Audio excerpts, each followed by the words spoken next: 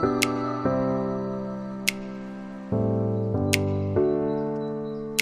Everyone, कैसे हैं आप सब। Welcome to my channel. I hope आप सब बहुत बहुत बहुत बढ़िया होंगे।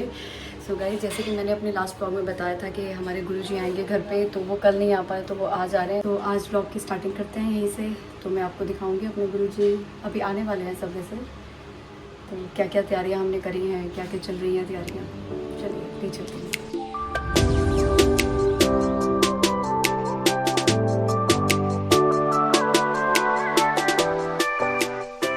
उनका आने का ऐसा कुछ पर्टिकुलर रीज़न नहीं है। हाँ, वो जब भी दिल्ली में आते हैं तो अपने जितने भी नोन हैं उनसे मिल के जाते हैं। तो इस बार अब वो जो दिल्ली में आए हैं तो अब वो हमसे मिल के जाएंगे, हमारे घर पे आएंगे, लंच करेंगे, उनके साथ जो लोग हैं वो आएंगे।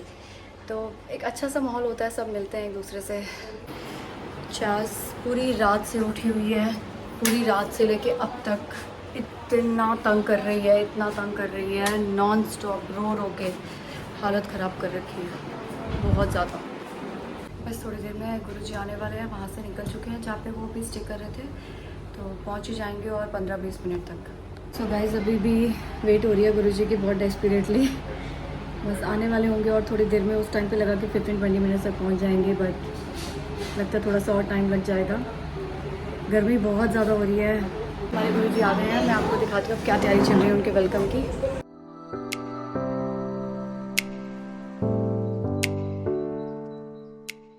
देखा कि हमारे गुरुजी आ गए हैं, वो रूम में बैठे हुए हैं, अभी सब लोग वहीं पर बैठे हैं रूम में। तो चलिए थोड़ी देर में मैं शूट करती रहूँगी और आपको दिखाती रहूँगी।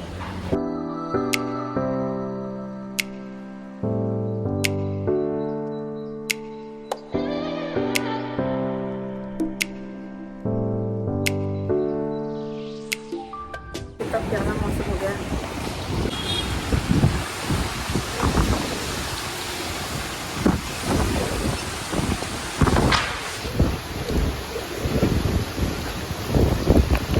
इतनी तेज़ बारिश हो रही है, इतनी तेज़ कि हमारा एग्जॉस्ट नीचे गिर गया। ये देखिए, माय गॉड। ऐसे बाहर नहीं जा रही क्योंकि मेरे चास पीछे पीछे बाहर आ जाएगी, इतनी तेज़ हवा चल रही है। तो मैंने ब्लॉग में आपको दिखाया था हमारे गुरुजी आए थे घर पे। उसके बाद मैं ज़्यादा शूट नहीं कर पाई बिकॉज सब काफ़ी सारे लोग आ गए थे। लोग आने के बाद फिर काम वगैरह इतना ज़्यादा हो जाता है कि पता ही नहीं चला, शूट करने का मुझे टाइम ही नहीं मिला। देन उनके जाने के बाद फिर हम सब चीज़ें सॉर्ट आउट करना शुरू कर दिया। थकावट इतनी हो चुकी थी, इतनी ज़्यादा थकावट हो गई थी कि मैं ब्लॉग बना ही नहीं पा रही थी। फिर चैस का तो मैं आपको बताती हूँ कि वो बहुत ज़्यादा ही परेशान करती है। अब फिर 2 दिन से वो 2 रात से सो भी नहीं रही थी, पूरा पूरा टाइम उठी हुई थी। आज फिर मॉर्निंग से फिर तबीयत थोड़ी सी ढीली लग रही थी सबकी। मनप्रीत की भी तबीयत थोड़ी ख़राब थी, मेरे को भी बहुत ज़्यादा हेडेक हो रहा था, मम्मी बहुत ज़्यादा टायर्ड थी। तो मुझे अब जाके टाइम मिला कि मैं कल के व्लॉग को कंटिन्यू कर पाऊँ। तो इस टाइम पे वेदर इतना बढ़िया हो गया है, इतनी तेज़ बारिश हो रही है और हवा तो इतनी तेज़ चल रही थी। मैंने आपको दिखाया कि हमारा एग्जॉस्ट तक गिर गया किचन का, क्योंकि हवा बिल्कुल सामने की साइड से फ्रंट की तरफ से आ रही थी। और इस टाइम पे बादल गरज रहे हैं बहुत तेज़ वाले। इधर से ही शूट कर रही हूँ, बाहर मैं जा नहीं रही। मैं बाहर जाते ही चैस आ जाएगी और इतनी तेज़ की बारिश हो रही है, पता नहीं चल रहा।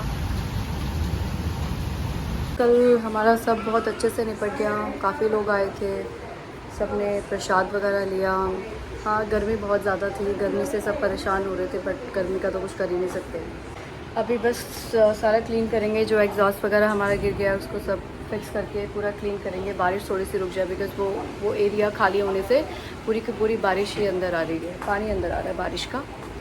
इसलिए आपसे मैं थोड़ी देर में बात करती हूँ, मिलती हूँ। कि जैसे कि मैंने बताया था कि बच्चे जब होते हैं तो अपने अकॉर्डिंगली कुछ भी नहीं चलता है, सब का सब बच्चों के हिसाब से चलती हैं चीज़ें। तो इसलिए मैं यही रीज़न है कि मैं प्रॉपर डेली में व्लॉग्स बना नहीं पाती हूँ, बहुत फिर गैप आ जाता है। फिर अगर मैं व्लॉग बनाती हूँ तो देन उसको कुछ टाइम बाद कंटिन्यू कर पाती हूँ, तो यही रीज़न है। इतनी गर्मी हो रही थी उस हिसाब से तो बारिश होनी बहुत ज़रूरी थी। बहुत आज भी इतना सफोकेशन वाला वेदर हो रहा था, इतना सफोकेटेड हो रहा था वेदर। तो बारिश तो होनी बनती थी। अच्छी बात है कि बारिश हुई है। जो जितने भी हमारे जो स्ट्रे डॉग्स हैं जो बाहर रहते हैं एटलीस्ट उनको तो रिलीफ मिलेगा ही मिलेगा। और कल रात को एक शॉकिंग न्यूज़ पता चला सिद्धू मूसेवाले का।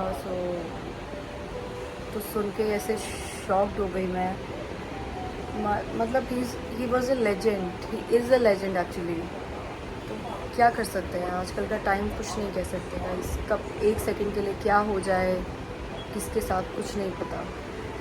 जो भी हमारे कंट्री में या ऑल ओवर द वर्ल्ड जैसा भी होता है कि जो भी इंसान ग्रो करता है, जो लोगों के लिए अच्छा करता है, तो उसको लोग टारगेट बना लेते हैं, उसको अपने रास्ते से हटा देते हैं। ये बहुत ही सुन के शॉकिंग लगा, बहुत अजीब सा फील हो रहा है कल से सुन के कि ये समझ नहीं आ रहा कि चल क्या रहा है, क्या कह सकते हैं।